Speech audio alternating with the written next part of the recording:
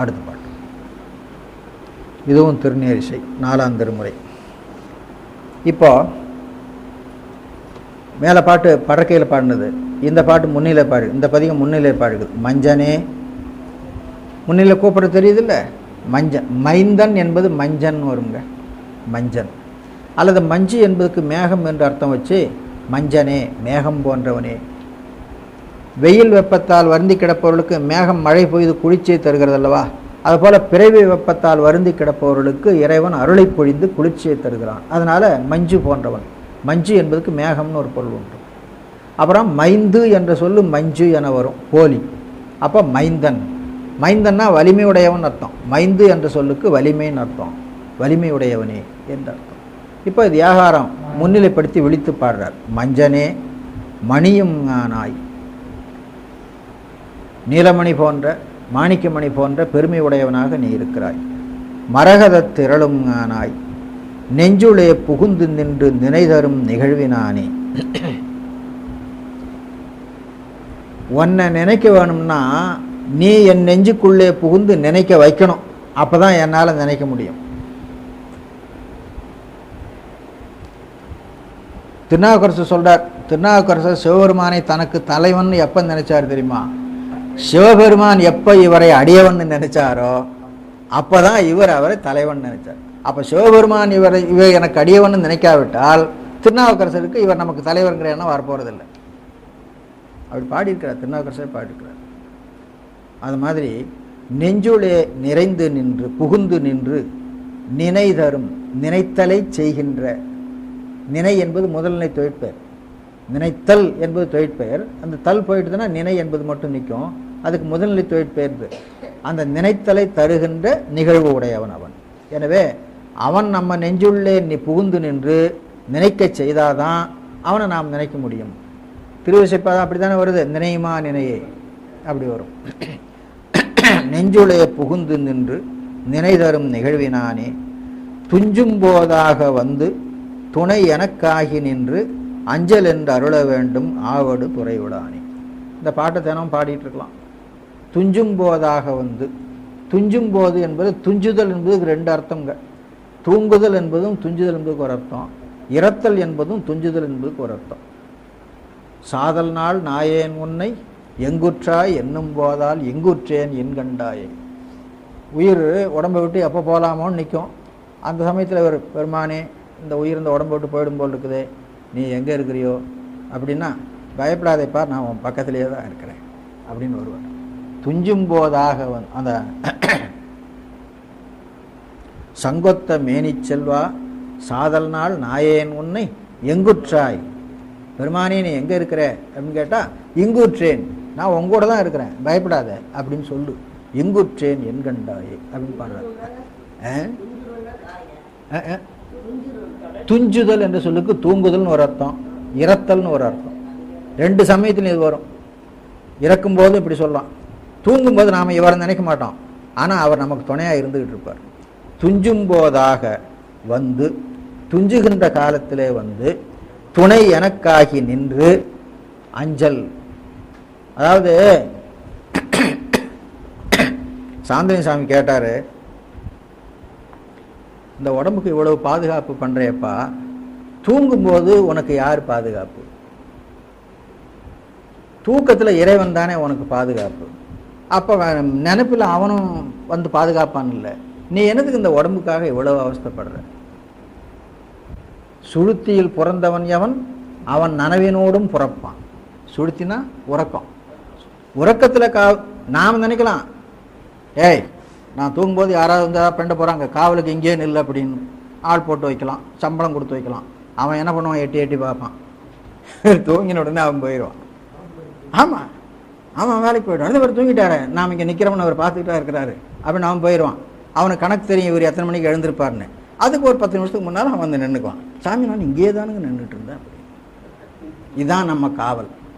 அப்போ நாம் தூங்குற பொழுது நம்மை காப்பாற்றுபவன் சிவன் தான். அப்போ அவன் நனவில் இருக்கிற பொழுது அவன் தானே காப்பாற்ற போகிறான். நீங்கள் ஏன் உங்கள் காவலை பற்றி கவலைப்படுறீங்க அப்படின்னு சொல்லி தூக்கத்தில் அவன் தான் காவலுங்கிறதுக்கு இன்னொரு விளக்கம் பல முறை உங்களுக்கு சொல்லி இருக்கிறது தான். அவத்தை தூக்கம் வந்து 3 நிலையில் வருது. சுழுத்தி இதான் உறக்கம் சாதாரணமாக சொல்கிறது. துரியம் என்பது அதை விட கொஞ்சம் கூடுதலான உறக்கம். துரியாதீதம் என்பது ரொம்ப ஆழ்ந்த உறக்கம், மூச்சு விடுறது கூட தெரியாது, அந்த அளவுக்கு தூங்குவாங்க. அப்புறம் திரும்ப அவன் எழுந்திருக்கிறான். இந்த துரியாதீதத்தில் ஆன்மா உறக்கத்தில், ஆழ்ந்த உறக்கத்தில் பிராணனுடைய இயக்கமும் குறைஞ்சு போகிற நிலையில் இருக்கிறவனுக்கு என்னன்னு பேர்? புருடன்னு பேர். புருடன்னு சொன்னால் என்ன அர்த்தம்? அதுக்கு 5 தத்துவம் அவன் கூட இருக்குது. 5 தத்துவம் அவன் கூட இருந்தால் தான் புருடன்னு பேர். அந்த 5 தத்துவத்தில் காலம், நேதி 2 தத்துவம். இந்த கால நேதி என்ற 2 தத்துவம் பின்னால் நிற்கும். கலை, வித்தை, அராகம் 3 அவன் கூடவே நிற்கும். இந்த காலம் வந்து இவன் இவ்வளவு நேரம் தூங்க வேணும் வரையறை பண்ணும். அந்த காலம் முடிஞ்ச உடனே காலம் முடிஞ்சு போச்சு, இவன் எழுந்திருக்கணுங்கிற வரையறை பண்ணும். எழுந்திருக்கிறவன் வரையணும் உடனே நேதி தத்துவம் என்ன பண்ணும்? இவன் எழுந்து இப்போ இதை அனுபவிக்க வேணுங்கிற நேதி பண்ணி வைக்கும். இந்த கால தத்துவத்தையும் நேதி தத்துவத்தையும் இயக்கி கொண்டிருக்கிறவன் அவன். அப்போ நாம் தூங்குற பொழுதும் அவன் தூங்காமல் நமக்காக வேலை செய்து கொண்டிருக்கிறான். என்ன வேலை செய்து கொண்டிருக்கிறான்? நாம் எவ்வளோ நேரம் தூங்கணுங்கிறத வரையறை பண்ணுறான். தூங்கி எழுந்த உடனே என்ன பண்ணணுங்கிறத அவன் வரையறை பண்ணுறான். அதன் பிறகு தான் நாம் நம்ம வேலையில் போய் கொண்டிருக்கிறோம். ஆகையினால தூக்கத்திலும் அவன் நமக்கு துணையாக இருக்கிறான். இறப்பு காலத்திலும் அவன் நமக்கு துணையாக இருக்கிறான். நீங்கள் இந்த உடம்பை விட்டு நீங்கி போகிறீங்க. ஆனால் அவனுடைய கடன் என்ன தெரியுமா? இவன் அடுத்தாப்புல எந்த உடம்புல சேர்க்க வேணும், அது அவனுக்கு தான் கவலை. இவன் அடுத்தாப்புல எந்த உடம்புல சேர்க்க வேணும், இவன் செய்த வினைகளில் எது எது பக்குவப்பட்டிருக்குது, எதை எதை எங்கெங்கே அனுபவிக்கணும், இவன் நரகத்துக்கு போகணுமா, சொர்க்கத்துக்கு போகணுமா, மீண்டும் இந்த உலகத்திலே பிறக்கணுமா, மீண்டும் உலகத்தில் பிறக்கிற பொழுது மனித உடம்பில் பிறக்கணுமா, விலங்காகவோ பறவையாகவோ மரமாகவோ இப்படி ஏதாவது பிறக்க வேணுமா, இத்தனை கணக்கும் அவன் போட்டுக்கிட்டு இருப்பான். அதனால தான் அவன் வந்து சங்கார காலத்தில் அவனுக்கு ஒழிவில்லை. சங்கார காலத்தில் அவனுடைய 5 தொழில் உண்டு. அப்புறம் புனருற்போக காலத்திலும் 5 தொழில் உண்டு. ஒவ்வொரு மனுஷனுடைய காலத்திலும் 5 தொழில் உண்டு. இதுக்கு அதிசூக்கம் 5 தொழில் பேர். சகலத்தில் நடக்கிறதுக்கு தோல் 5 தொழில் பேர். சங்கார காலத்தில் நடக்கிறதுக்கு சூக்கம் 5 தொழில் பேர். எனவே எந்த காலத்திலும் அவனுடைய 5 தொழிலுக்கு ஓய்வில்லை. நாம் தான் அப்பப்போ ஓய்வு எடுத்துக்கிறோம். நமக்கு அவன் ஓய்வு கொடுக்குறான். நமக்கு ஓய்வு எது? ஒரு உடம்பை விட்டு நீங்கி கொஞ்ச காலம் இருந்து இன்னொரு உடம்பு எடுக்கிறோமில்ல, அதுதான் நமக்கு ஓய்வு. அந்த ஓய்வை அவன் தான் கொடுக்குறான், அவனுக்கு ஓய்வு இல்லை. எனவே அவன் எப்பொழுதும் தூக்கத்திலும் சரி உறக்கத்திலும் சரி நமக்கு துணையாக இருந்து கொண்டிருக்கிறான். அதனால் தூங்குற பொழுது இந்த பாட்டை சொல்லிட்டு தூங்கலாம். துஞ்சும் போதாக வந்து துணை எனக்காகி நின்று அஞ்சல் என்று அருள வேண்டும் ஆவடு துறையனாரே அப்படின்னு சொல்லி இந்த பாட்டை சொல்லிட்டு படுத்து தூங்கினா சுகமாக தூங்கலாம். தூக்கத்தில் இடையாக ஒன்றும் வராது. தூக்கத்தில் எந்த விபத்தும் நடக்காது. பாரு, நான் உகந்து உன்னை நாளும் நணுகுமா கருதியேயும் ஊனுகந்து ஓம்பும் நாயேன் உள்ளுற ஐவர் நின்றார். தான் உகந்தே உகந்த தகவிலா தொண்டனேன் நான் ஆணுகந்தேருவானே ஆவடு துறையுளானே. திருநாவுக்கரசர் தேவாரத்தில் திருநாவுக்கரசர் தன்னுடைய குறைகள் எவ்வளவு உண்டோ அவ்வளவையும் எடுத்து சொல்லி வருந்தினார். இதுக்கு அடுத்தாவில் பார்த்தா மாணிக்கவாசர்கிட்ட தான் பார்க்க முடியும். திருஞான சம்பந்தத்திலேயோ சுந்தரமூர்த்தி சாமியிடத்துலேயோ அப்படி பார்க்க முடியாது. இதில் சொல்கிறார் பாருங்க, பெருமானே நான் உன்னை அடைய வேணும்னு ஆசைப்படுறேன், நாள்தோறும் அதையே கருதுகிறேன். ஆனால் எனக்கு உள்ளால் 5 பேர் நின்றுட்டுருக்குறாங்க. அவங்க நான் எதை நினைக்கிறேனோ அந்த வகையில் போக முடியல. அப்போ என்ன பண்ணுறாங்க? அவங்க எதை விரும்புகிறார்களோ அதே நானும் விரும்பி அதுவே என்னுடைய விருப்பமாக விரும்பி, அதுதான் வேடிக்கை. விரும்புவது அந்த 5 பேர். ஆனால் 5 பேர் விருப்பத்தை இவன் தன்னுடைய விருப்பமாக கருதி விரும்புகிறான். அப்படி இருக்கிறானே, நான் எப்படியா? எனக்கும் தொண்டன்னு பேர் இருக்குது. அதை வேற சொல்லிக்கிறார், எனக்கும் தொண்டன்னு பேர் இருக்குது, நான் உன்னை அடைய வேணும்னு விரும்புகிறேன். ஆனால் உள்ள 5 பேர் இருந்துக்கிட்டு அவங்க எதையோ விரும்புகிறாங்க, அதை என்னுடைய விருப்பமாக என் தலையில் சுமத்துறாங்க, அதை தான் நான் என்னுடைய விருப்பம் என்று கருதி கொண்டு விரும்பி கொண்டிருக்கின்றேன். அப்படி கொண்டு போகிறார் இந்த பாட்டை பாருங்க. நான் உகந்து உன்னை நாளும் நணுகுமா கருதியேயும். இது அந்த அப்பர் சுவாமிகள் என்ற உடலில் இருக்கிற ஆன்மாவினுடைய விருப்பம். அப்பர் சுவாமிகள் உடம்பு நம்ம உடம்பு போல் ஒரு மனித உடம்பு, தாய் வயிற்றில் கிடந்து பிறந்த உடம்பு தான், அதில் ஒன்றும் சந்தேகம் இல்லை. அது பின்னால் தூய்மை அடைந்தது, அது வேறு விஷயம். அந்த உடம்புக்குள்ளே ஒரு ஆன்மா இருக்குது. அந்த ஆன்மாவினுடைய உணர்வு வேற. அந்த ஆன்மாவின் உணர்வு வழியாக நடக்க விடாமல் அந்த உடம்பு அவரை தடுத்து கொண்டிருக்கிறது. அதை சொல்கிறார். நான் உகந்து உன்னை நாளும் நணுகுமா கருதியேயும் ஊன் உகந்து ஓம்பும் நாயேன். ஒரு பக்கம் உன்னையும் விரும்புகிறேன், இன்னொரு பக்கம் இந்த உடம்பையும் விரும்புகிறேன். இந்த உடம்புக்கு வேண்டிய உணவு முதலியன கொடுத்து இந்த உடம்பை பாதுகாத்து கொண்டிருக்கிறேன். இந்த உடம்பு என்னுடைய உடம்பு என்று நான் பாதுகாத்து கொண்டிருக்கிறேன். என்னை விட்டு 5 பேர் இதுக்குள்ளே உட்காந்துருக்கிறாங்க. ஊன் உகந்து ஓம்பும் நாயேன் உள்ளுர ஐவர் நின்றார். இது என்னுடைய உடம்பு, நான் இதனை ஓம்புகிறேன். அப்படியான இதில் நான் தான் இருக்கணும். என்னை அறியாமலே ஒரு 5 பேர் உள்ளே உட்காந்துட்டு இருக்காங்களே. அந்த 5 பேர் என்பவர் இந்த 5 புலன்கள், 5 பொறிகள். நான் ஊன் உகந்து ஓம்பும் நாயேன் உள்ளுர ஐவர் நின்றார். தான் உகந்ததே உகந்த தகவிலா தொண்டனே. தான் இது தாம் உகந்ததே உகந்தன் வரவன். ஏன்னா 5 இல்லையா. தாம் உகந்ததே உகந்த தகவிலா தொண்டன். அந்த அவர்கள் விரும்பியதை தன்னுடைய விருப்பமாக கொண்டு விரும்புகிறார்களோ, அதனால் தான் என்ற ஒருமைப்படுறார். தான் உகந்தே உகந்த தகவிலா தொண்டன் ஆனேன்.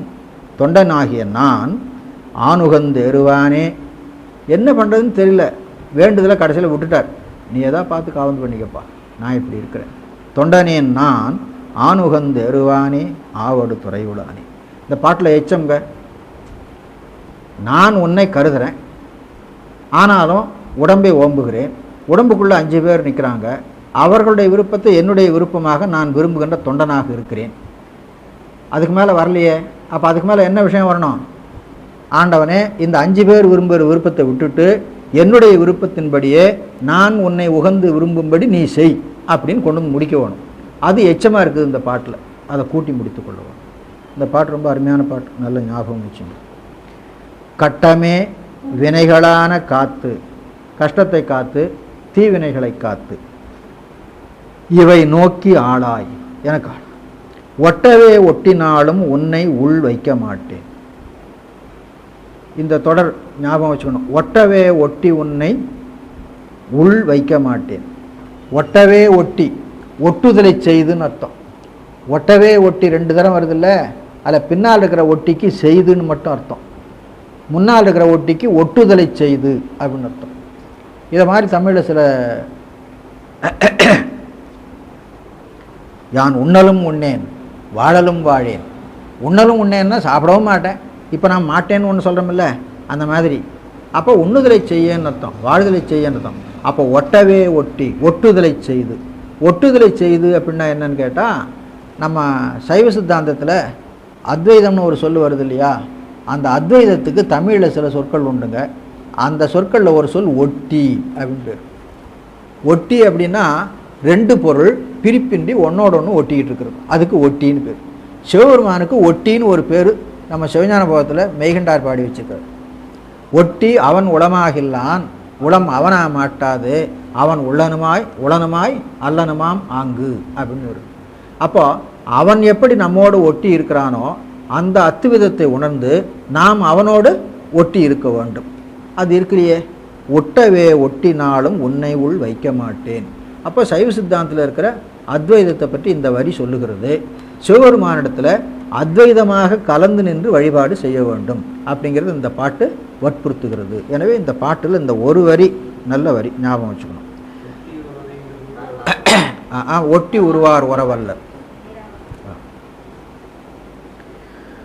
ஒட்டவே ஒட்டினாலும் உன்னை உள் வைக்க மாட்டேன். பட்டவான் தலை கையேந்தி பலிதிரிந்து ஊர்கள் தோறும் அட்டமா உருவினானே ஆவடு துறையுளானே. பட்டவான் தலை, பட்டு போன தலைன்னு அர்த்தம். அதில் தசை எதுவும் கிடையாது, இல்லை, வெறும் எலும்பு தான் இருக்குது, கபாலம். பெருமை நன்றுடையதில்லை என்று நான் பேச மாட்டேன். பெருமை உடையது என்றோ பெருமை உடையதில்லை என்றோ நான் பேச மாட்டேன் அப்படி. ஒருமையால் உன்னை உள்கி உகந்து வான் ஏற மாட்டேன். மேலே பாட்டில் ஒட்டுமா ஒட்டி, ஒட்டவே ஒட்டின்னு சொன்னார்ல, அதை போல் ஒருமையால் உன்னை உள்கி. ஒருமையால் உள்குதல்னா நீ வேற நான் வேற என்று இல்லாமல் ஒன்று என உணர்ந்து. இது அத்வைதம்.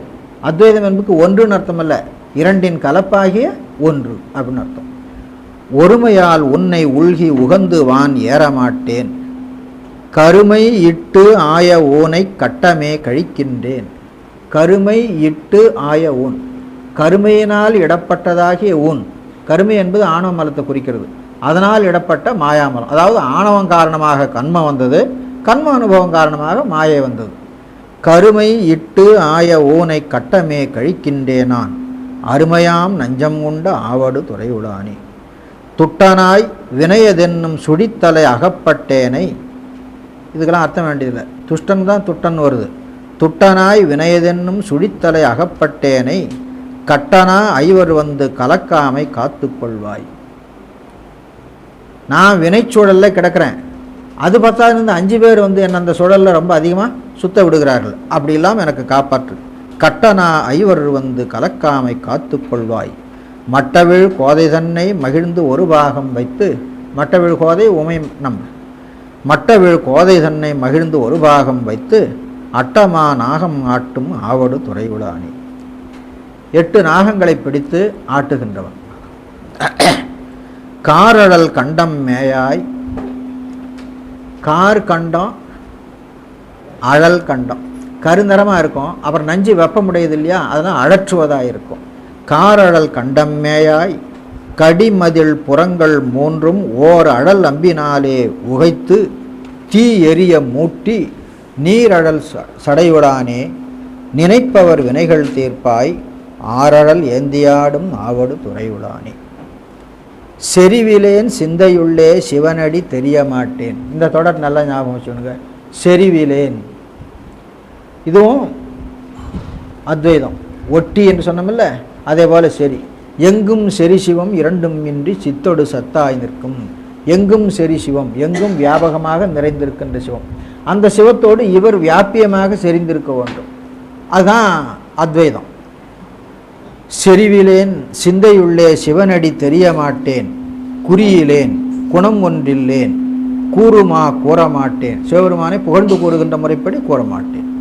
நெறிபடு மதியொன்றில்லேன், என்னுடைய அறிவு ஒரு நெறிப்பட்டு இயங்குவதில்லை. நெறிபடு மதியொன்றில்லேன் நினையுமா நினைய மாட்டேன். அறிவிலேன் அயர்த்து போனேன், என்ன செய்யறதுன்னு தெரியாமல் இழைத்து போனேன். அயர்த்து போனேன் ஆவடு துறையுளானே. கோலமா மங்கை தன்னை கொண்டு ஒரு கோலமாய சீலமே அறிய மாட்டேன். சிவபெருமானுக்கு எத்தனையோ வடிவம் இருக்குதுங்க.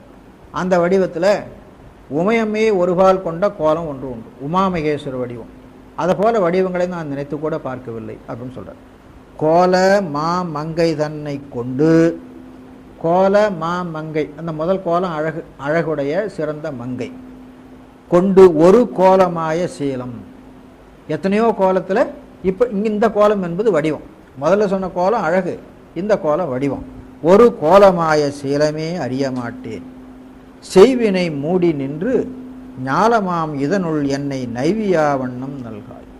ஞாலமாம் இதனுள் செறிவினை மூடி நின்று என்னை நைவியா வண்ணம் நல்காய் அப்படின்னு. இந்த உலகத்தில் நான் பிறந்திருக்கிறேன், வினை என்னை மூடிக்கொண்டிருக்கிறது, என்னை அது நைவிக்கிறது, நான் அதனாலே நைந்து தேடினா ஒருவன் கீழ்பால் தேடினான். இருபாலும் நேட கடியதோர் உருவமாகி கனல் எரியாகி நின்ற வடிவின வடிவு இன வண்ணம் என்றே என்று தாம் பேசலாகார். அந்த வடிவு இத்தகைய தன்மை உடையது. வடிவின வண்ணம் இருக்குல்ல, வடிவு இன வண்ணம் அப்படி வச்சுங்க. வடிவு இன, இன்ன என்பது இனன் வந்தது, இன்ன வண்ணம், இத்தகைய வண்ணம். அதாவது திருமாலும் பிரம்மனும் அடியும் முடியும் தேடும்படியாக பெருமான் அனற்பிழம்பாய் நின்றான் அல்லவா, அந்த வடிவம் இத்தகையதென்று யாரால் பேச முடியுமா? யாராலும் பேச முடியாது. பேச முடியாது என்பதுக்கு காரணம் என்னன்னு கேட்டால், இந்த 2 பேரும் நம்ம விட ரொம்ப உயர்ந்தவங்க, அவங்களாலே தேடி காண முடியல. அப்புறம் நாம் இங்கே இருந்துக்கிட்டு எப்படி அந்த வடிவத்தினுடைய தன்மை இத்தகையதுன்னு சொல்ல முடியும்? அதனால் வடிவு இன வண்ணம் என்றே என்று தாம் பேசலாகார் அடியனேன் நெஞ்சின் உள்ளார் ஆவடு துறையுளானே. ஆனால் அவருடைய வண்ணம் இத்தகையது என்று என்னால் சொல்ல முடியாது. திருமாலாலும் பிரம்மனாலும் காணப்படாத அந்த அனல் உருவம் இப்பொழுது என் நெஞ்சுக்குள்ளே இருக்கிறது. அவ்வளவு பெரிய உருவம் உன் நெஞ்சுக்குள்ளே எப்படியா இருந்துன்னு கேட்டால், அதுதான் அன்பினுடைய சிறப்பு, அதுதான் பக்தியினுடைய சிறப்பு. அந்த பக்தி அவ்வளவு பெரிய உருவத்தையும் தன்னுள்ளே அடக்கி காட்டும் அப்படின்னு சொல்லி சொன்னார். மலைக்கு நேராய் அரக்கன் சென்று உற, மலைக்கு நேராய் அரக்கன் சென்று உற. ராவணன் தேரில் போயிட்டுருக்கான், விமானத்தில். கையில் மலை நேராக இருக்குது, நேராக போனான். இவன் விலகி போக மாட்டான். இப்போ மலை தான் விலகணும். ஐயோ ராவணனுடைய ரதம் வருது, நாம் விலகிக்கணும் அப்படின்னு கையில் மேலே விலகணும். அது விலகலை. அவனுக்கு கோபம் வந்துடுது. எடுத்து அந்த பக்கம் வச்சிடலாம்னு நினச்சிட்டு போவான். அதான் மலைக்கு நேராய் அரக்கன் சென்று உற மங்கை அஞ்ச. உமையம்மைக்கு கொஞ்சம் பயம், ஏன்னா இந்த ராவணனுடைய தேர் இவ்வளவு நேரம் அப்படி வந்துட்டுது அப்படின்னு. கடியதோர் தலைக்கு மேல் கைகளாலே தாங்கினான் வலியை. அப்போ தூக்கி எடுக்கிறதுக்காக கையை உள்ளே கொடுத்து மலையை மேலே தூக்கினான். தலைக்கு மேல் கைகளாலே தாங்கினான் வலியை மாள உலப்பிலா விரலால் ஊன்றி ஒருத்து. ஒரு விரலால் ஊன்றினான், அதுவே பெரும் துன்பமாக அவனுக்கு ஆயிற்று. ஒருத்து தண்டனை செய்து அவருக்கு அருள்கள் செய்து. அப்புறம் அழுதான், என்னால் இதை விட்டு மீள முடியலையேன்னு. அவனுக்கு அருளும் செய்தான். அருள்கள் செய்து அழைத்தவான் கங்கை சூடும் ஆவடு துறையுடானே என்று இந்த பதிகம் முழுவதும் பெருமானை முன்னிலைப்படுத்தி பாடியது. சில பாடல்களில் இவர் என்ன வேண்டுகிறார் என்பதை வெளிப்படையாக சொல்லலை, அது பாட்டில் இடம் இல்லை. அதனால் எச்ச பொருளாக நாம் கூட்டி முடித்து கொள்ள வேண்டும்.